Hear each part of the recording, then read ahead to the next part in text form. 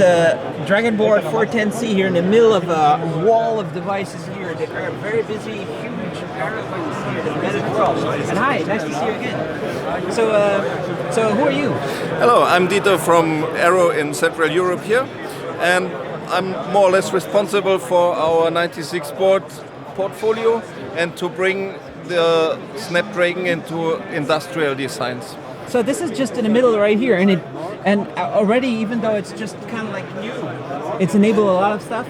Yeah, so as said, the 96 board for the Snapdragon 410c was a great enablement tool for us to push Snapdragon into the embedded market in a speed which we could not believe in the beginning.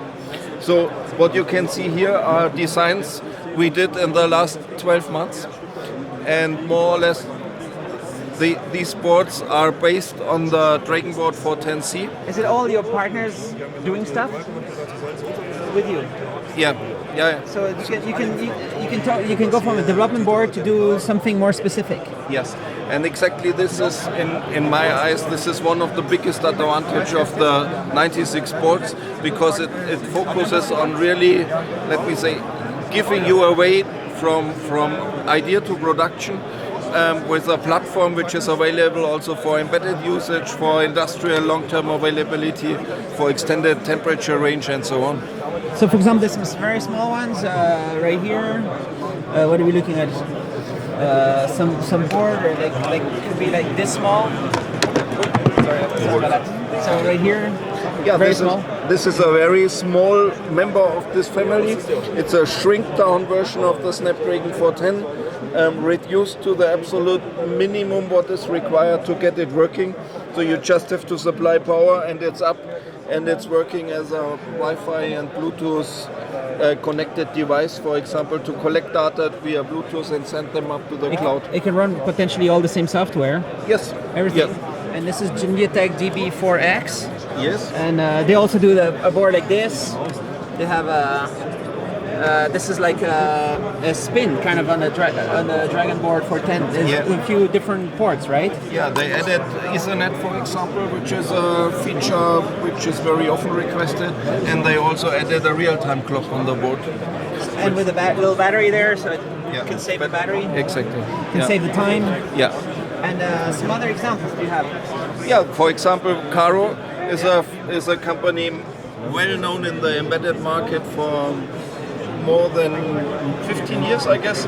And what you can see here is Caro's general evaluation platform. And in this platform, they built the new Snapdragon module, which is from a user's perspective compatible to all existing modules, for example, based on i.MX5, i.MX6 processors, even on old PXA platforms. So they provide their customers an easy upgrade path to Snapdragon now by just replacing the system on module. Nice. This is should be a success criteria for Qualcomm to participate in this, right? Exactly. I think we can use their chip for much more stuff. Yeah, and we try to enable these module customers in the beginning to create a kind of an ecosystem and a proof of concept that these processors can be used in industrial products. What are we looking over there? This is a single board computer? Yeah, this is a single board computer done by Fröhlich and Scholz. Can you show around? Yeah, sure. So, what function does this one have? Yeah, so as you can see, it gives you some comparable features as we do have on the Dragonboard, but with some more, let me say, industrial-like connectors and industrial-like interfaces. For example, if we had a look at the power connector, this is a very common used Phoenix connector used in automation equipment. They do provide 24-volt voltage supply, which is always available down on the production lines. So they know their customer base and adapt the Snapdragon technology to this. Cool. And what are we looking at here? Yeah, here you can see the latest and greatest Snapdragon 820 modules. So they are running on boards from Intrinsic. The first member from Intrinsic was the OpenQ 820 system on module, and the latest version now is an extremely shrink down module, which just as low footprint transparent as possible. So you work with Intrinsic and all these companies to distribute stuff? Yes, we and are. get it done also, right? Yeah, we are a distributor of more or less all Qualcomm suppliers globally. And as said here, we built our own ecosystem here in Europe to enable also our typical industrial customer base with that. Let's go over there and check some of the things that are right here. Let's jump in. What is over here? Yeah, this is a nice camera demo from Omron, which runs already the most important image recognition algorithm direct on the module. So it has a face detection, it has age perception, it has some kind of detection if you are tired or awake or something like that. All right, and this one you showed that was the enterprise board. So has there been some interest here in the embedded world for this? Yes, absolutely. So we see some interest here also coming from the typical, let me say, IoT gateway and router kind of applications. And so here we did a module approach, which is the first time I'm aware of with a 96 board. And this gives us the flexibility that we can turn ideas pretty quick into production. And also from NXP there's a huge interest into this enterprise board. And what are we doing here? Some adapter shields. Yeah, here you do see some very nice mezzanine boards we are working on. For example, from Next Biometrics, they had the fingerprint shield developed. Right now it is supported from Windows 10 IoT Core on the Dragonboard. So we are working together with Next Biometrics on a Linux BSP as well. Then you see the STM32 sensor mezzanine board. The almost famous known UART adapter. And then we do have some upcoming adapter board or mezzanine cards for 96 boards on our roadmap. For example, there will be available a TPM module in very short term, and there will be also Ethernet shield available for the Dragonboard 410c. So that's the roadmap that you have, and probably a whole bunch of. How many secret boards do you have in the works? Secret boards we do have. We are working on at least one from new silicon suppliers which are not yet available on 96 boards. You cannot say too much. You know exactly how much you can say. Yeah. And but the CEO of Linaro said there was more than 30 projects in the works. So I guess you might be involved in many of them. Yeah. And the uptake. How do you think about the uptake of 96 boards? It seems to be accelerating. Yes, absolutely. We see a huge rising interest also here in our German customer base. It gets recognized more and more. We do a lot of marketing activities around that, and we use them also for trainings, for workshops, and so this becomes more and more familiar. And I was filming just before with Novtech. There was some 96 boards over there.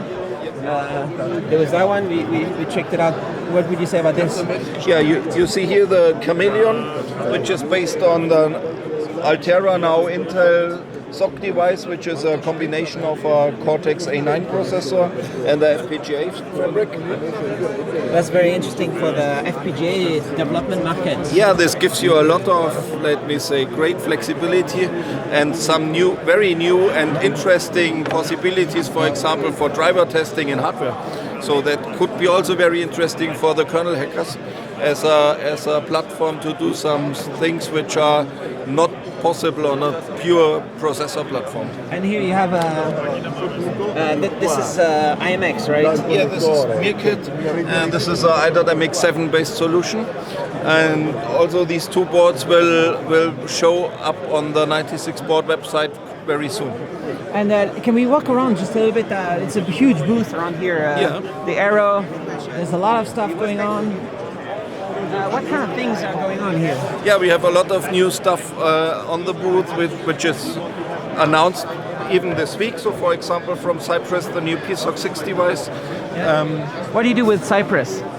Yes. You do the whole development kit, the distribution of that? We do the whole development kit, yes. And we did, especially for the PSOC 6, the first available development kit at all. So we worked very hard for the past 4 weeks to build this board and make it up and running for this week's It looks embedded beautiful world. with the e-ink and everything. Yeah. That's Yeah. beautiful. Is this, what is that? Can we buy this on the Arrow website? This is a very nice demo from Onsemi to show how to drive LED, for example, from an FPGA logic to create some nice 3D images. Nice. Cool. Is it it's not $79, right? No, it's not $79. Let's walk around. Let's walk around there. Arrow is famous to be the supplier of all the components in the world that are being used by all electronics is using Arrow stuff, right? Most probably you will use a few of our parts in your daily devices. Yes, of course. Can you introduce these guys over here? Yeah, so Solid Run. Hey, excuse me. Can you be in a video? Sorry? Can I interview you about your product? Actually, I'm with this product and we use Solid Run as a gateway. All right. And the guys from Solid Run are not here at the moment. But So there's an interesting. Maybe you can talk about this. What is this? Yeah, the Cube is or Cube box is maybe the smallest complete PC available on the market right now. So it houses a whole IoT computer in it and gives you the most fancy interfaces to the outside. You can do some very nice multimedia box out of it, or you can stick it behind your desk or wherever you want to have it. So it has a bunch of USB, DisplayPort, HDMI. That's a lot of stuff here. Yeah. So that's famous. That's famous. There's a big community behind that. You get some special distributions like Kodi for it, for example, or you can use it as a standard Linux box running Debian or whatever distribution. It's starting at $50. $50. Yeah, for the IMX6 single core quad. version, Single core. and then you go up to. Okay. All the IMX are hot swaps, so it's easy to do one. Yeah, you and can then- order it with different memory options, with different CPU cores. And Nice. Let's walk a little bit more around here. Der absolute First Level Support ist. And let's walk around here. Controlling IoT. so that might be interesting here. So here you see our Indiegogo area. So Arrow connected with Indiegogo some time ago. Just over there. Yeah. Looking at closer. What is that project? This is this is for the Moto Z, right? Yeah. An edge device for Moto Z. What do you do with that? You enable them? It looks like that. So Arrow is partnering with Indiegogo, and it provides. Sorry? Are you partners with Edgemont around here? No, I don't think so. No, it's just an Indiegogo project. So what we are doing is we are looking for projects. Let me say with a clear going to industrial path, and we support these customers by providing them, for example, access to some first production parts. We support them with software, with access to manufacturing companies to enable them to go to market as quick as possible. So maybe there's some awesome ideas in Indiegogo, For but sure. then they get funding, and then the nervous time starts right Yes. there, and they have Yeah. to actually get it done. Yeah. And you come to the rescue. And this is when we came into this game exactly. So we provide engineering resources, we connect them with the right people, maybe also from Linaro, from 96 Sports, to bring them up to speed as quick as possible, and to help them to avoid the typical pitfalls you might run into when starting some new business. I'm thinking sometimes they might have to adjust the price and say, hey, we thought it could be that cheap, but actually we need $10 more. Yeah, that might happen. Maybe. Maybe. It's not easy, but you're the experts in making things done, right? Yeah, Getting things, yeah, absolutely.